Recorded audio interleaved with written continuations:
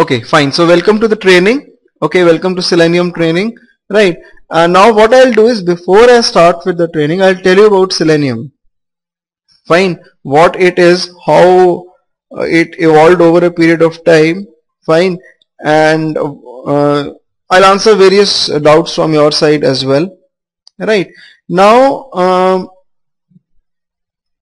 what I'll do is, I'll make a small diagram which will help you to understand. Look, I am working in automation since a very long time now. Almost 2005 or 4 I started up. Okay. In 2007 I worked on Selenium for first time, and there used to be 3 major components. Okay. One was known as, or rather is known as IDE, one is known as RC, and one is known as Grid. Selenium RC, Selenium IDE, Selenium Grid. Right. IDE is still being used. It's a tool which primarily works on Mozilla. It's a record and a run tool. Fine. And it is actually something which can record and run the application in Mozilla. Right. But it is not a very professional tool. Okay, many times what happens is that you record, and when you execute, you run the script never runs because of some XYZ reason. Fine. Moreover, in IDE no reports are generated. Okay, you cannot expect like reports, HTML reports and all being generated after you run the test. Okay, as a tester, reporting is very important. Fine. Next, the next thing is that in IDE the problem is, it's meant to test small number of test cases. If you have 15 or 20 test cases, if you have got very short scenarios, you can simply test with IDE on Mozilla. But if you have got say 2000 or 3000 test cases, then it doesn't make any sense to use IDE.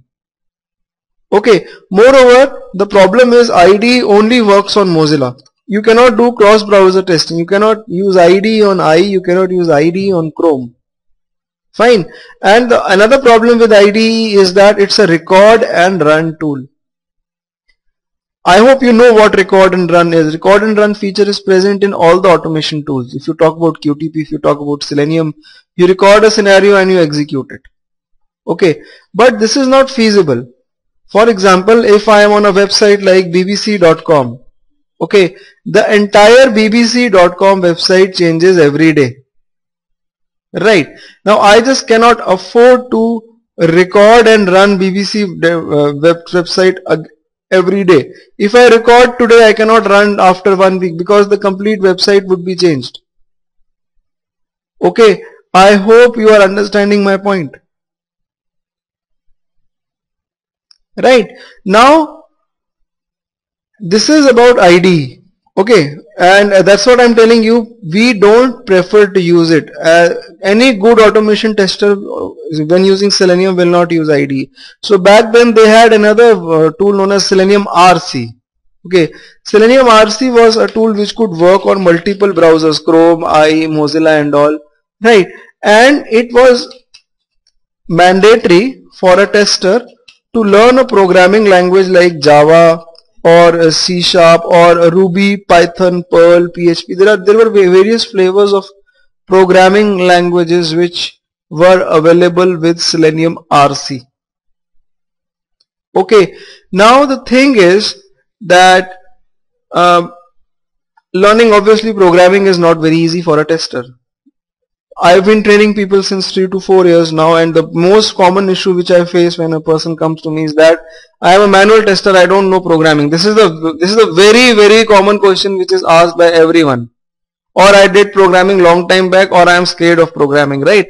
Look, the thing is, if you have to learn this tool, you have to learn programming. If you want to grow further in your testing career, you have to learn Java with Selenium. Java with Selenium is the most famous thing right now in the market. Right, and it is not very tough. It is something which requires time, and it is something which requires a particular consistency in a consistent effort in the right way. Okay, it is not a very difficult thing to do. Right, and yes, if you talk about Java, then yes, you need to know core Java and you need to be good in it. Fine, that's why along with the training I give you video tutorials as well that will help you out.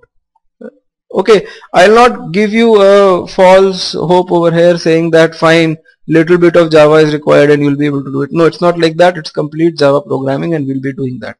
Right. Moreover, the advantage is if you learn Java, okay, and later on if you want to learn any other tool like SOAP-UI, which is used for web services testing, or if you want to learn JMeter, right, then learning those tools also become very easy. Right, and these tools are required a lot in the market. Fine. So Selenium RC was the tool which could test on multiple browsers. Then report generation was also done by this tool. So it was quite good. Okay. But there were various drawbacks in this tool. Okay. For example, giving you a small example, you had a server, Selenium RC server, which you had to start by opening the command prompt. Right. And you used to start the server and then you used to work on Selenium RC. Sometimes what used to happen was the server never used to get started. Then people used to log out of their machines, log in again and start the server, and there were many drawbacks as well in this tool. Okay, primarily RC was made by a company known as ThoughtWorks. Incidentally, at that time this was the company. I was working in India and these guys were right next to my office, ThoughtWorks in Pune. Right, and these guys made Selenium RC. Okay, these guys, they actually made, hold on, Selenium RC, right, and they made it for their own internal purpose. Okay, they made it for their own company purpose, so they never made a very professional tool. Right, gradually everybody started using it, and that's why in 2011 August, right, they came up with the next version of Selenium, which was known as WebDriver. It's 2.0, Selenium WebDriver 2.0, and RC is 1.0. Again, WebDriver could test on multiple browsers. It supported multiple languages, report generation, and lot of other features came up in WebDriver, and it was actually better than RC. Okay, and Google also came up. People from Google made it and ThoughtWorks made it. So this tool WebDriver was being used in the market since, is being used in the market since August 2011. Right, and if you want to learn WebDriver, it's not mandatory for you to learn RC. This is one of the questions which people ask. Should I be learning RC if I want to learn WebDriver? No, it's not mandatory. You can directly start learning WebDriver, and that's what we'll be doing in the training. Okay, we'll be also doing Grid. Grid is something which helps you to run your test cases parallelly. Okay, if you have got what you do in Grid is that you make a single machine, something known as hub. Okay, and you connect your nodes with the hub like this. Okay, and you run the test cases on nodes, you run them parallelly. Right, and this is what Grid does. It helps you to accomplish the test cases in a faster way, or on one node generally we execute on Mozilla, on another node on Chrome, on another node on IE, so we can distribute the test cases on the browsers as well. Right, with time Grid has evolved into Grid 2, which is obviously better. Right, and Grid 2 supports WebDriver and RC, both of them, but RC is no longer being used right now. Only companies who have their systems implemented already in RC, right, they use RC, otherwise nobody uses RC in the market. Fine, so this thing is gone now, and IDE is still there, only the versions have been upgraded, and again IDE, it's not a very good tool, I don't use it. Fine, so we'll be learning WebDriver, but to learn WebDriver, the first thing which you want to learn or need to learn is Java. Now, why do you need to learn Java? Is because the complete architecture of WebDriver is in multiple languages, but Java is one of them. Okay, for example, if you go to the official website of Selenium, which is seleniumhq.org, feel free to ask any questions during this training. Okay, you can ask any questions, right? So you go to the download link over here and you will see the Java documentation, Java.doc link over here. If you open this link, this is the complete documentation of Selenium. The problem is this complete documentation is object oriented in nature. You need to understand the concepts of Java and you need to understand the concepts of object oriented programming, and only then you can understand what this means. Okay, another thing is that if you go to the home page of Selenium, the first thing which you'll note is that Selenium automates browsers. It's written. So Selenium is a tool which will only work on browsers. It is not meant for Windows based applications. You can't expect like calculator to be automated with Selenium. You cannot do that. Okay, so Selenium will only automate your browsers, right? And what is happening these days is that there are other tools being made in the market which are built on Selenium, right? For example, there is a tool coming up known as, or it's rather come up, many of you must have learned about tools like Appium, Selendroid. Okay, these are used for mobile testing. These tools can test your mobile based applications, your native apps, your hybrid apps, as well as your mobile based. If you want to test your website on mobile, these tools can do that. Now these tools are being built on top of Selenium. Okay, if this was Selenium, then this is the tool, right? So the inner core of this tool is in Selenium. Okay, so obviously things are moving ahead with this tool as well. So we'll start with Selenium and we'll start with Java. Okay, anyone having any questions till now? Anyone having any questions? No questions? Right? Okay, so let's start. Yeah, Nino.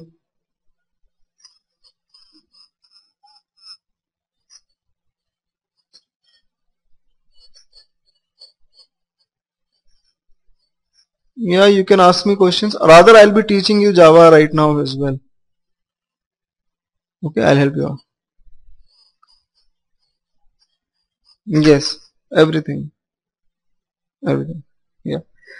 So what I'll do is I'll not teach you first Java and then I'll teach you Selenium. It's not like that. I'll teach you Java and then I'll tell you how the concepts are used in Selenium. Right. So let's see that. I hope everybody has Java installed because Java is required to join this WebEx conference. Right. Moreover, everybody has a 64-bit machine these days.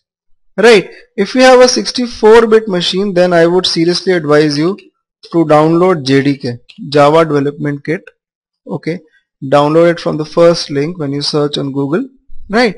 And go to this download link and select Windows 64, accept the license, download and install JDK.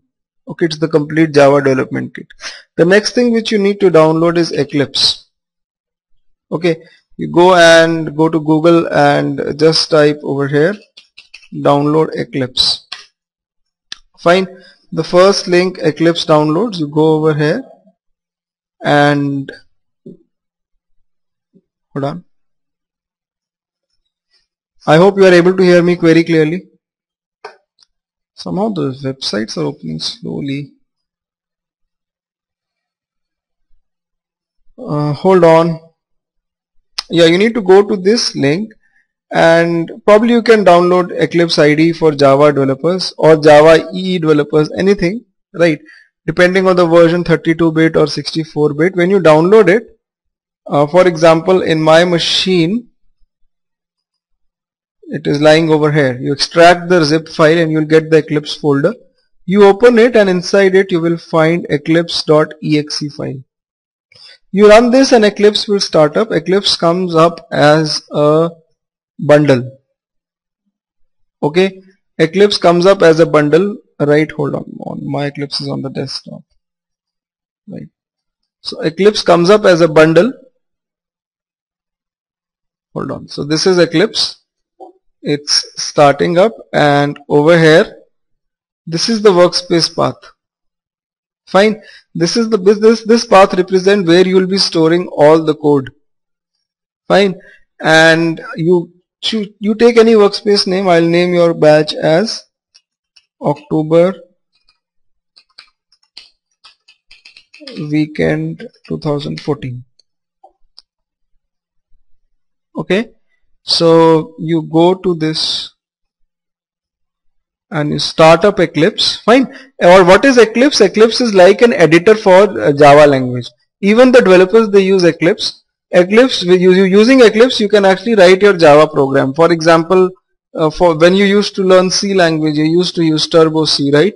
In Turbo C you can write the C language code. So similarly in Eclipse you can write the Java language code. Like this is the welcome screen. You can close this welcome screen and you'll get a page like this. Fine. You can close the outline, you can close the task list, right? And this is Eclipse. On this left hand panel you will be having all the projects and all. In the center you will be doing the coding, and at the bottom you will get the output. Fine. There are three simple panels. One is Project Explorer, in which you keep your project files. You write the code over here and you get the output at the bottom. Fine. Okay, so you can make your first Java project over here. I can right click and I can say right click new other, and you can select over here Java project, click on next and make your project. You can write day one. I'll be giving you the recorded video of this class. You can refer the recorded video and you can follow it, right? If you don't get the procedure, that's not a problem. Fine, you can have a look at the recorded video as well. So you click on next and finish. Fine, click on yes and you will have this. Okay, this is day one. This is the project which is created. Okay, if you expand this, you will see a source folder and you will see JRE system library over here. This JRE system library is nothing but Java which was installed in your system. Okay, if you right click on day one, you will get lot of options. We will be using all these options, very important. Okay, one of the options is properties, last one.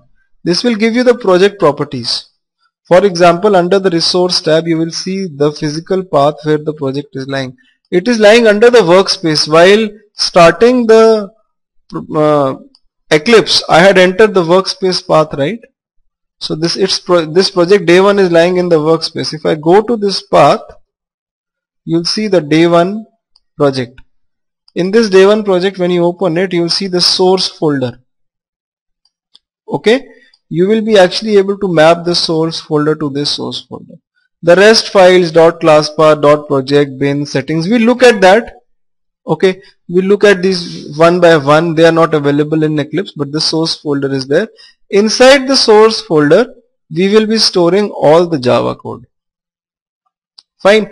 .project path file over here, it basically represents that this project can be opened in Eclipse. If you delete this file, this project will not be able to open in Eclipse. Right, so don't do anything. Right, this was just for your general knowledge. Okay, now in my source folder, if I create a new class, fine, and I'll name that class as, say, sample Java. Okay, and I'll check this checkbox, public static void main. So I'll have a sample java.java file created over here. Hold on, I'll increase the font size.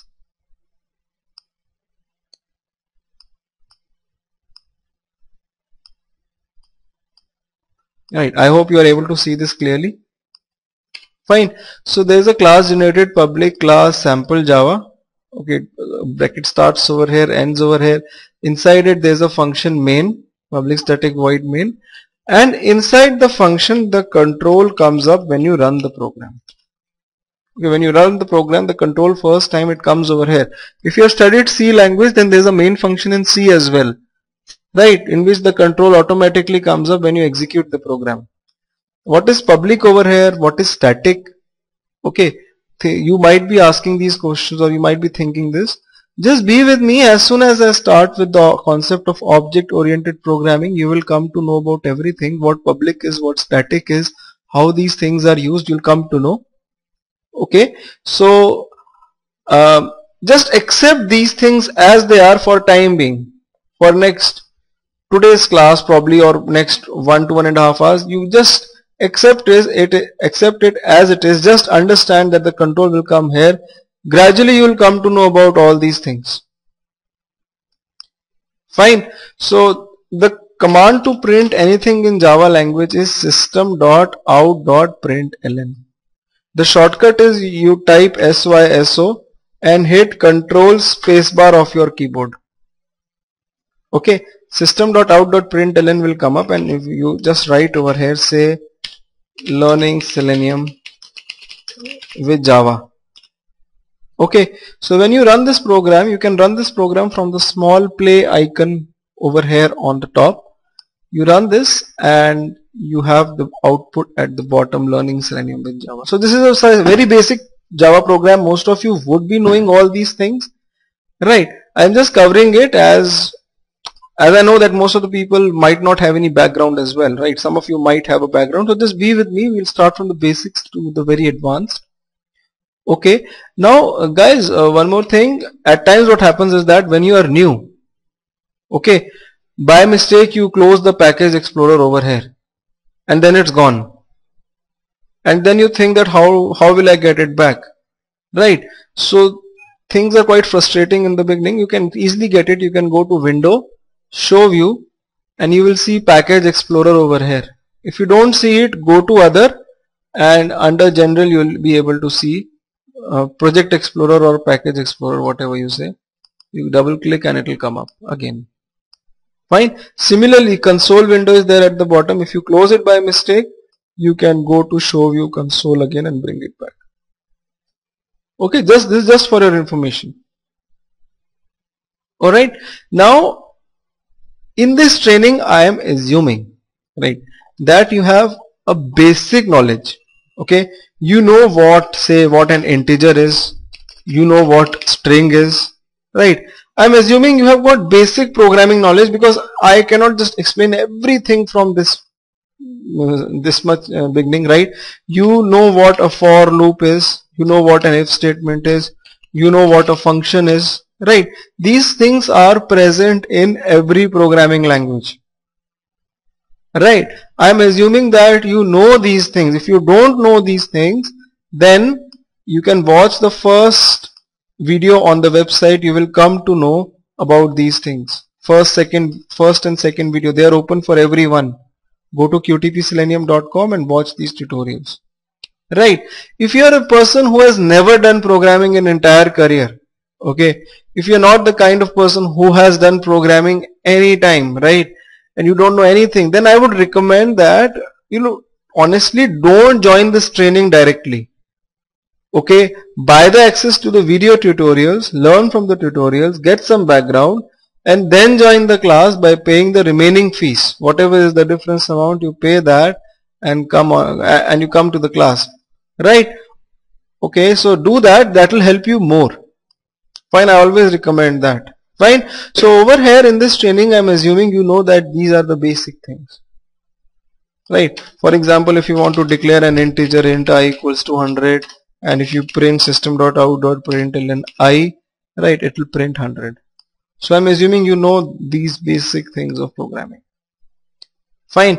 Now the place where I want to point your attention to is the concept of object-oriented programming.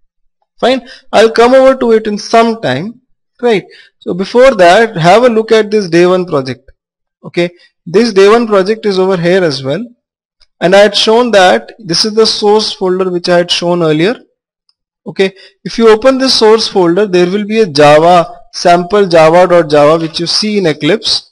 Okay, you will be able to see the file over here as well. If you open it, you will be able to see the program. Fine. Now if you open the bin folder, apart from source, you'll have a bin folder. If you open it, you will have sample java.class file. Okay, every Java file, when it compiles and it executes, it gets converted to a class file. This class file is like an executable file. You can execute it through command prompt. You can go give this class file to your client, he can execute it. If you try to open this class file, you will not be able to see anything in it.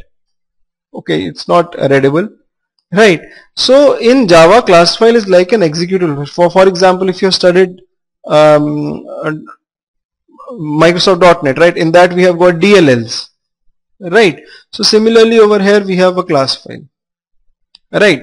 Now suppose I am making another program over here. I make a new class, right, and I call it temp.java. Okay, inside it I just print system.out.println hello. Fine. When I run this, it prints hello. And if I look at the bin folder again, you will see temp.class file generated automatically.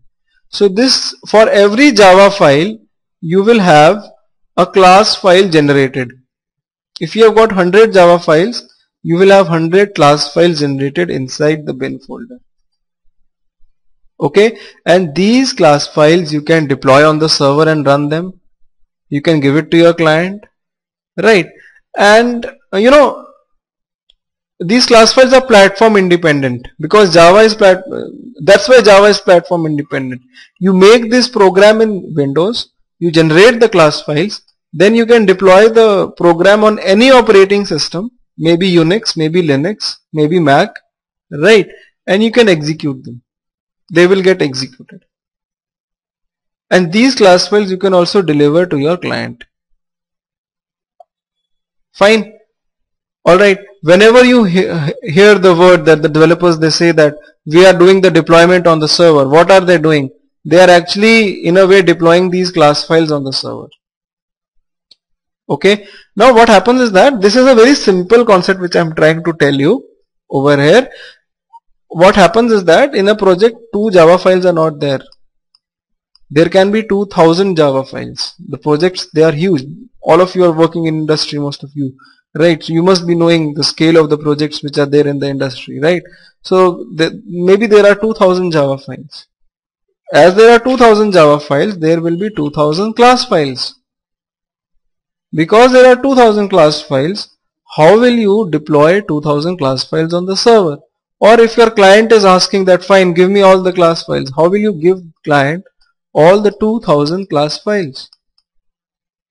Okay, so what we do is that we bundle all the class files in a single file. Okay, we put all the class files in a single file. These are the class files which are put in a single file, and this single file is actually known as a jar file. Okay, and it's something like zipping all the files and giving it to someone. Okay, a jar file is just like a zip file, but it only contains .class files, that's it.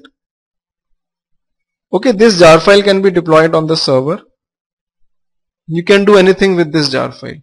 Rather, when you install Java on your machine, I told you in the beginning, right, this JRE system library is actually Java which is installed on your machine. If you expand this, you will see lot of jar files. Okay, you will be seeing lot of jar files. These jar files, they got downloaded onto your system when you downloaded Java and installed it. Okay, the location of these jar files is also mentioned in front of every jar file. Okay, and who gave you these jar files? People who made Java, they gave you these jar files. Inside every jar file, you will see that you can expand. You will see that there are a lot of class files present. You see that? Lot of class files are present inside these jar files. And you can utilize these class files. What do I mean by saying that? Suppose if I type over here system.out.println, hold on.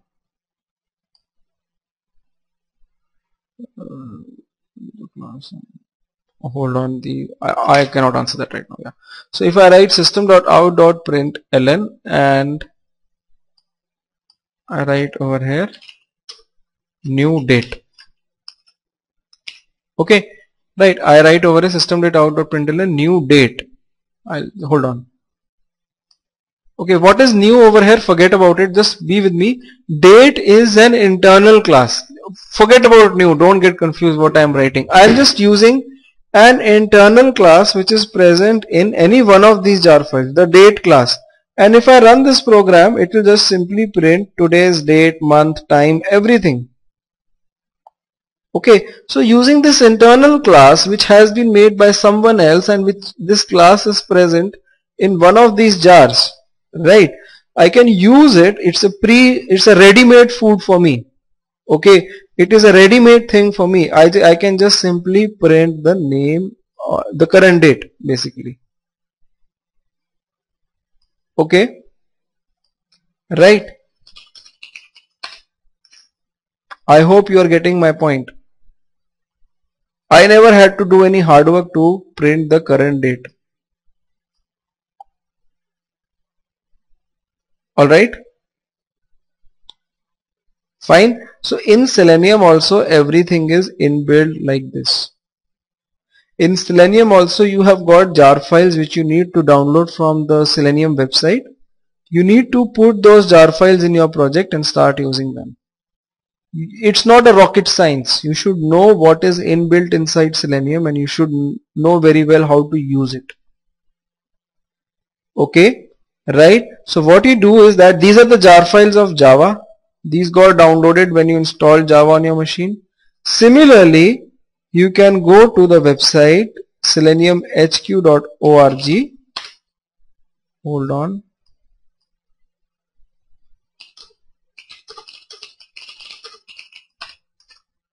Right, and you click on download link over here, right, and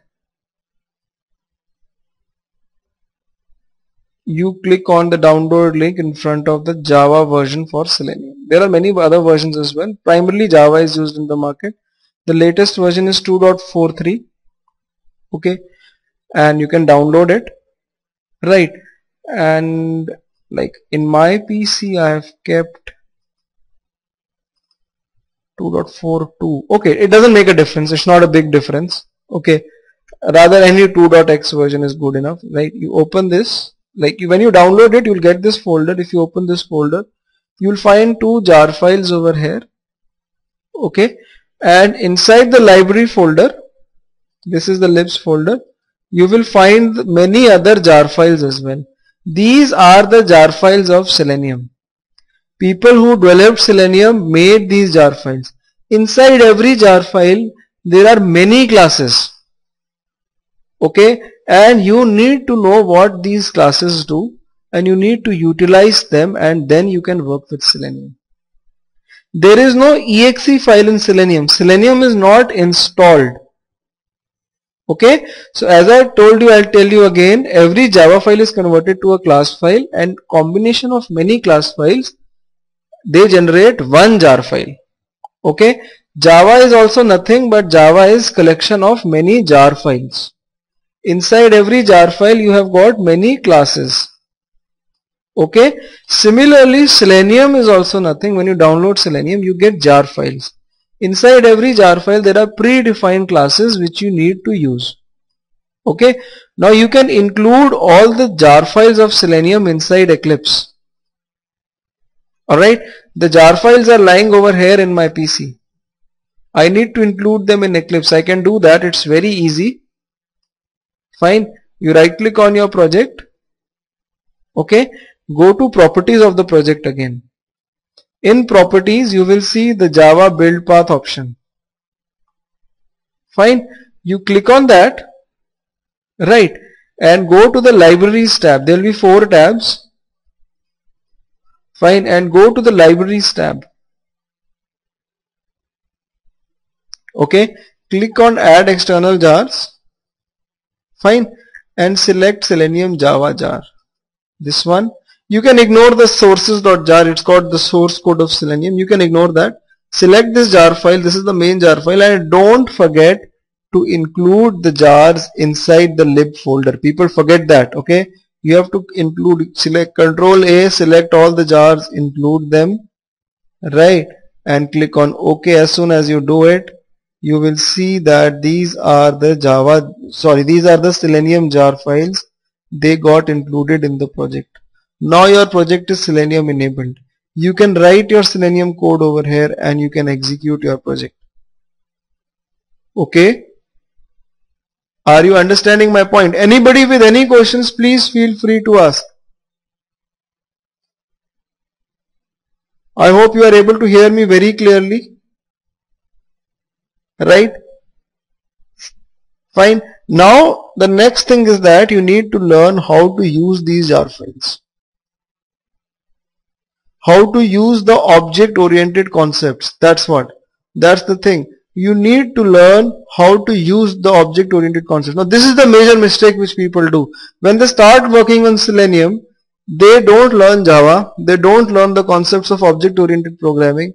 They just search on Google and type the commands of Selenium and they start learning, and later on they get stuck very badly and they lose interest.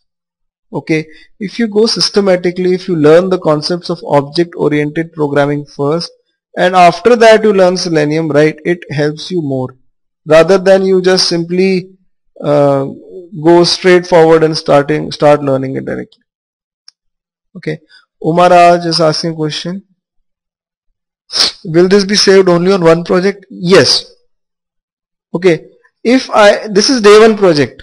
If I create another project, okay, called say XYZ,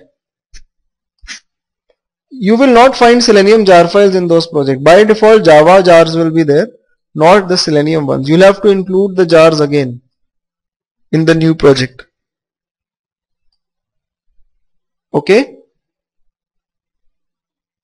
right? Fine. Now the next thing which you need to learn is you need to learn the concepts of object oriented programming in Java language. Okay, this is also known as OOPS. What comes under object oriented programming? Basically module 3 which I have on my website. Okay, what do you mean by object? What do you mean by object references? What is static? What is non-static? Fine. Then you have got packages, modifiers, then you also have got constructors, inheritance. Fine. So all these things, they come under object oriented programming and they are used a lot in Selenium, and that's what I'll be teaching you right now. Fine. So let's start with that. Okay.